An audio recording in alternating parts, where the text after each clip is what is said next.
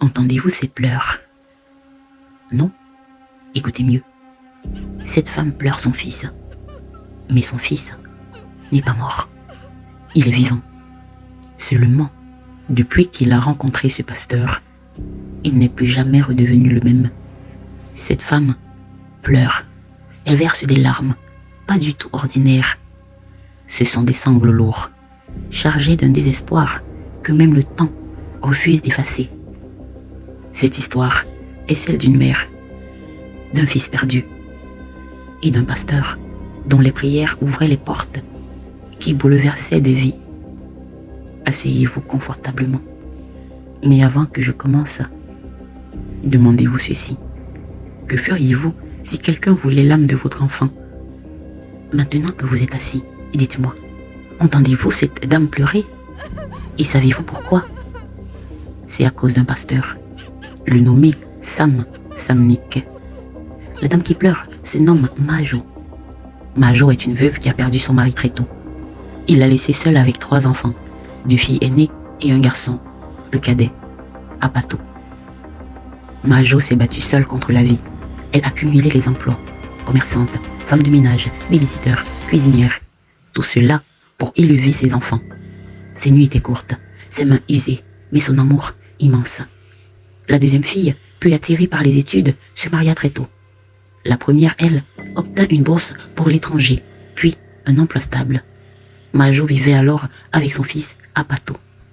Elle n'avait plus la force financière de payer ses études, mais ses filles veillaient sur lui comme des gardiennes. Grâce à elle, Apato fréquenta les grandes écoles du pays et obtint un master en qualité, sécurité et environnement. L'avenir semblait lumineux. Il trouva un emploi de cadre dans une autre ville. Il alla y résider. Chaque jour, il appelait sa mère. Il riait, plaisantait, racontait tout. Apato était vivant, joyeux, insouciant, plein d'énergie, et il aimait les femmes. Et surtout, son destin brillait. Une lumière que certains yeux pouvaient voir. Apato était chrétien non pratiquant dans une église évangélique. Il s'y rendait de temps à autre. Un dimanche, il rencontra Samnik, pasteur invité. Ce qu'Apato ignorait, c'est que Samnik avait déjà échoué à fonder sa propre église. Désespéré, il avait rencontré un homme lié au mystérieux, Amidullah, connu dans l'ombre pour ses pratiques occultes. L'homme lui avait dit « Je vais t'aider à avoir une grande église, remplie d'hommes et de femmes ayant de la matière grise, ayant un destin brillant. Leur destinée te nourrira. » Il lui donna des feuilles, des écorces et un savon. « Mange-les avant chaque prédication. Lave-toi à minuit 7 minutes. Tes yeux s'ouvriront. Tu verras ce dont l'avenir est puissant et tu pourras prendre possession de leur esprit. » Depuis ce jour, Samnik voyait autrement. Autour des fidèles, certaines têtes étaient ternes, d'autres brûlaient comme des flammes invisibles. Et un dimanche, depuis sa chair, Samnik vit Apato. Sa lumière était aveuglante, un destin immense, une vie appelée à l'abondance, une proie parfaite. À la fin du culte, Apato sortit précipitamment. Samnik courut pour le rattraper. « Bonjour mon frère, dit Samnik. Pourquoi es-tu aussi pressé? Où vas-tu? Attends, le Seigneur m'a donné un message pour toi. » « Ah, Pasto, répondit Apato. Moi je viens seulement à l'église pour écouter la parole de Dieu. Le reste là ne m'intéresse pas. Si c'est pour me demander d'être choriste ou autre, je n'ai pas le temps. Et là, je suis pressé une autre fois peut-être. Frère, j'ai quelque chose d'important à te dire.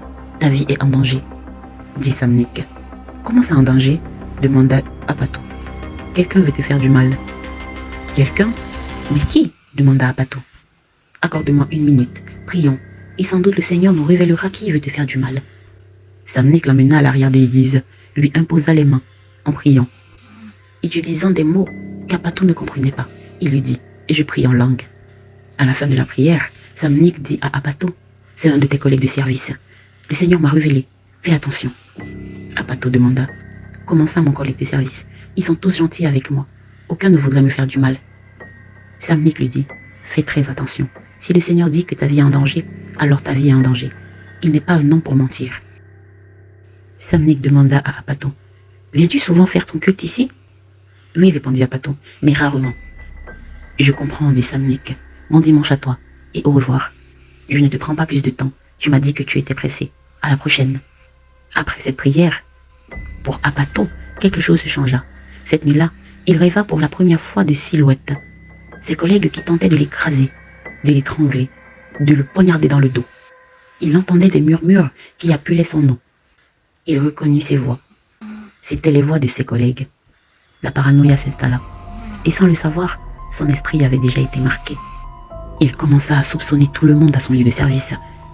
Il commença à trouver ses collègues étranges. Il ne riait plus à leurs blagues, ne mangeait plus avec eux. Et lui qui racontait tout à sa mère ne lui parla pas de cette situation. Le dimanche suivant, il retourna à l'église. Et à la fin du culte, alla lui-même rencontrer Samnik, qui était encore présent ce jour. « Pasteur, merci d'avoir prié pour moi l'autre jour. Tu sais, depuis ce jour, je fais des rêves étranges, où mes collègues essaient de me tuer. » Samnik répond, « Le Seigneur parle, tantôt d'une façon, tantôt d'une autre. Et c'est lui qui te révèle que tes collègues sont mauvais. Je te l'ai dit, tu as douté. Il a fallu que lui-même te révèle tout pour que tu finisses par me croire. Pardon d'avoir douté, pasteur. Que dois-je faire maintenant ?» Samnik lui dit, « Tu n'as pas d'armes pour les combattre, parce qu'ils t'attaquent spirituellement. Pour pouvoir riposter, il faudrait que tu naisses de nouveau. Et si tu veux, moi-même je te ferai le baptême du Saint-Esprit. Mais tu sais qu'on ne peut pas le faire ici, parce que tu connais l'église évangélique, c'est une église endormie. Ils ne connaissent pas ces choses. Prends mon numéro de téléphone et on le fera chez moi. Et n'en parle à personne. Ceci doit rester entre nous. Ne parle ni à tes parents. Est-ce que tu as des parents ?» Apato répond, « Oui, j'ai une mère. Mon père est décédé. » Samnik lui dit, « Alors ne lui dis rien. »« As-tu des frères et sœurs ?»« Oui, j'ai 2 sœurs, répond Apato. »« Alors ne leur dis rien, dit Samnik. »« As-tu une fiancée, une épouse ?»« Non, j'ai des petites copines. »« Alors ne leur dis rien, dit Samnik. » Samnik l'attira ainsi chez lui pour une nouvelle naissance. Lorsqu'Apato arriva chez Samnik, il se rendit compte qu'ils étaient nombreux. Des ingénieurs, des médecins, des étudiants brillants, des sportifs prometteurs, tous lumineux, tous choisis. Mais ça, il ne le savait pas. La maison de Samnik était modeste. Il y avait une odeur étrange, un mélange d'encens et de terre humide. Ils prièrent et chantèrent pendant des heures. À minuit passé, certains semblèrent entendre des pas dans les murs et des respirations qui n'appartenaient à personne. Samnik les rassura et leur dit, « C'est la manifestation du Saint-Esprit. Ce ne sont pas des langues de feu comme avec les disciples, mais une puissance encore plus forte qu'ils pourront voir lorsqu'ils auront des cœurs réellement purs, dépouillés de la souillure du monde. » Il leur demanda donc de renoncer au monde. Argent, travail, famille, biens. Il leur dit, « Ramenez-les-moi. Ramenez-moi vos biens. Ramenez-moi toutes ces choses matérielles qui vous empêchent d'être encore plus proche de Dieu. Et lorsque vous serez prêts à vivre sans eux, lorsque le Seigneur me révélera que vous êtes prêts, alors je vous rendrai tous vos biens. Voulez-vous hériter du royaume des cieux? Si oui, alors ramenez-les-moi. Ne savez-vous pas qu'il est plus facile à un chameau de passer par le trou d'une aiguille qu'à un riche d'entrer dans le royaume des cieux? » Quelques heures plus tard, on lui ramena argent, meubles, téléphone, bijoux. Apato, lui, ne revint pas, car il reçut la visite de sa mère, qui l'attendait devant sa maison depuis des heures. Elle retrouva un étranger. Son regard était vide, sa voix froide. Il ne fut même pas choqué du fait qu'elle a dû passer la nuit couchée devant sa porte. « Pourquoi es-tu venu sans m'appeler » demanda-t-il froidement. « Comment tu vas, mon fils? Je ne décroche plus à mes coups de fil. Tu ne réponds pas à mes messages ni à ceux de tes sœurs. Que se passe-t-il? Nous sommes toutes inquiètes. Est-ce qu'il y a un problème à ton travail? Ou alors as-tu une nouvelle copine qui prend tout ton temps? » « Je vais bien. Et ne me parle pas de copine. Ce sont les choses du monde. »« Quoi ?» demanda sa mère. « En tout cas, et le travail, comment ça va le travail? »« Je compte démissionner, maman. »« Mais pourquoi? » ?»« Tous mes collègues veulent ma mort. Et c'est le Seigneur qui m'a fait la révélation. » Pendant qu'il parlait, son téléphone n'arrêtait pas de vibrer. Il recevait plusieurs messages de Samnik. Des messages qui disaient « Le Seigneur m'a révélé que ton travail est une œuvre du diable qui va t'emmener en enfer. À quoi te sert-il de gagner ce monde si tu perds ton âme ?» Apato dit à sa mère, « De plus, mon travail c'est une œuvre du diable. »« Comment ça, une œuvre du diable ?» demanda sa mère. « C'est grâce à ça que tu vis dans une telle demeure. Et c'est grâce à ça que tu prends soin de moi, continua-t-elle. »« Oui, répondit-il, mais si les oiseaux du ciel ne meurent jamais de faim, alors tu ne mourras pas de faim, et moi non plus si je quitte ce travail. »« Mais mon fils, si tu quittes ce travail, que feras-tu ?»« Le pasteur Samnik me conseillera, dit-il. »« Qui est ce pasteur Samnik? Il est à l'église évangélique ?»« Oui, maman. Mais il va très probablement la quitter et ouvrir une grande église, parce que l'église évangélique, c'est une église qui dort. Est-ce lui qui te conseille de quitter ton travail? Si c'est lui, alors je t'interdis de l'approcher de nouveau. Apatou ne dit pas un mot. Il alla dormir. Durant toute la journée, il resta froid avec sa mère. Le jour même, il lui demanda de partir, parce qu'il avait plein de choses à faire et qu'il ne pourra pas s'occuper d'elle, ni même passer du temps avec elle. Le jour suivant, sa mère retourna chez elle. Apatou répéta à Samnik tout ce que lui avait dit sa mère. Samnik lui dit, « Si ton œil te pousse à pécher, alors ôte-le. Ta mère veut te pousser à continuer à œuvrer pour le diable, alors coupe ton contact avec elle, car le diable l'utilise pour te piéger. » Puis il continue en disant, « Tu n'as pas ramené les choses qui t'empêchent de suivre le Seigneur. Est-ce que tu as encore un salaire de ce travail du diable? Si tu l'as, alors ramène-le-moi. Et surtout, bloque ta mère. Fais en sorte qu'elle ne t'appelle plus. Bloque également tes sœurs, parce qu'elle peut passer par tes sœurs pour t'atteindre. Le diable est assez fort, et le Seigneur Jésus revient bientôt. Il ne faudrait pas qu'à cause de ta mère ou à cause de tes sœurs que tu rates l'enlèvement. » Apatou bloqua donc sa mère et ses sœurs. Surtout que celle-ci n'arrêtait pas de lui écrire pour l'exhorter à ne plus approcher le pasteur Samnik. À son lieu de travail, Apatou n'adresse plus la parole à ses collègues. Il est fuyant. Les quelques fois où il parle, c'est pour dire « Arrêtez vos choses du monde. Vous irez tous brûler en enfer. Vous êtes des agents du diable. » Las de cette attitude, le directeur le convoque un jour dans son bureau. Lorsqu'il entre, il écoute une musique en sourdine et il dit au directeur, en colère, « Arrêtez cette chanson. C'est une chanson diabolique. Je ne peux pas rester dans une atmosphère diabolique. » Il a une mise à pied. Samnik lui propose de l'aider à vendre des médicaments traditionnels. Il lui dit que c'est une œuvre louable pour le royaume des cieux. Il se met à vendre avec une jeune femme, Manjanja. La mise à pied terminée, Apatou envoie une lettre de démission à l'entreprise, disant que cela ne rentre pas dans ses convictions. Entre-temps, ayant été informé des pratiques de Samnik, les pasteurs principaux de la paroisse le convoquent et lui demandent de mettre fin à celle-ci. Samnik dit, « Jamais. L'église évangélique est une église qui dort. J'ai voulu la réveiller. Et si cela vous gêne, alors je préfère partir. » Il est donc radié.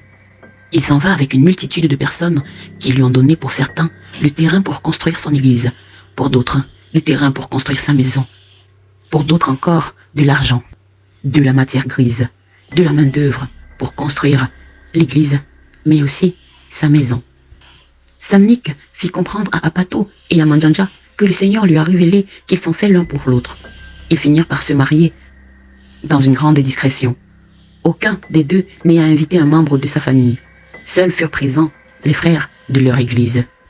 Samnik est aujourd'hui très riche. Il a 2 grandes maisons, un compte en banque bien fourni et des fidèles qui ne respirent, qui ne jurent que par lui. Apatou, quant à lui, a déménagé de sa grande demeure, car ne pouvant plus payer le loyer. Aujourd'hui, il vit dans une chambre avec son épouse et sa fille. Il a eu une fille après 8 fausses couches de sa femme.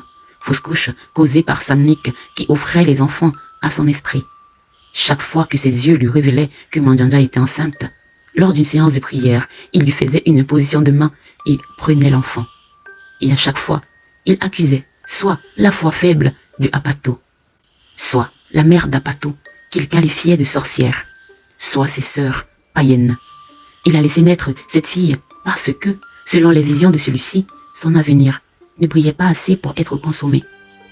Aujourd'hui, Apatou refuse toujours sa mère. Quand elle va chez lui, il ferme la porte. « Je ne fais pas entrer le diable chez moi. Tu es ma mère juste de sang. J'ai un père véritable, mon père spirituel qui est aussi ma mère, et des frères dans le Seigneur. » Majo n'a jamais tenu sa petite fille dans ses bras. Elle est même tombée gravement malade. Croyant sa mort approcher, elle a demandé à voir Apatou qui a dit « Tant que tu ne nais pas de nouveau, je ne m'approche pas de toi. Tu es une païenne. » Aujourd'hui, Majo n'a que ses yeux pour pleurer. Elle va mieux, mais elle pleure. Encore, toujours, car elle sait que son fils respire. Mais elle sait aussi que quelque chose d'autre vit à sa place. Certaines nuits, Majo affirme entendre la voix de son fils Apatou l'appeler et dire « Sauve-moi maman, je t'en prie », comme s'il était prisonnier quelque part. Les anciens disent qu'il existe des prières qui libèrent et d'autres qui enchaînent. On raconte aussi que lorsque quelqu'un se nourrit trop longtemps des destinées humaines, les pleurs des mères finissent par réveiller des forces plus anciennes encore. Alors dites-moi, peut-on sauver quelqu'un dont l'esprit appartient déjà à un autre? Et vous? Avez-vous déjà vu quelqu'un changer au point de ne plus être lui-même? Que devrait faire Majo pour libérer son fils? Peut-être que votre réponse pourrait encore briser ce lien invisible. Si cette histoire vous a marqué, abonnez-vous, car la prochaine est encore plus troublante.